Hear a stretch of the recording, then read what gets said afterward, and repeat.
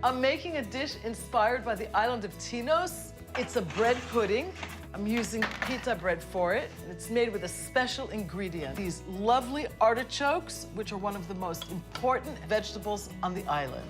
This recipe is super easy. I like to use pita bread. I put it under the broiler just to get a little bit of color on it and some crunch. I'm gonna get started on my onions and garlic.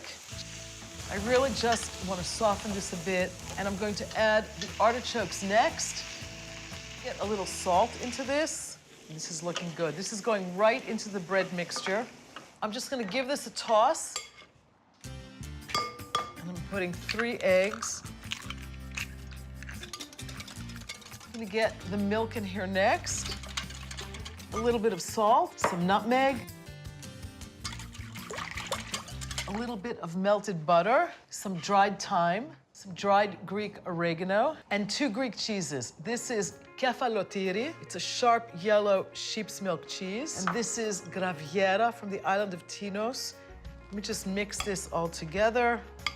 You want to get it kind of evenly dispersed all over the pan. I'm gonna flatten that out. A little bit of lemon zest. Okay, you want to just pour this evenly over the surface. Pat it down. And this will absorb all the liquid. This is the kefalotiri, and my graviera goes over next. This is going right into the oven at 375 for about 40 minutes. It smells wonderful. Let me cut a little taste of this. Bread pudding is really one of my all-time favorite foods in any shape or form. Who would have thought something so easy could be so delicious?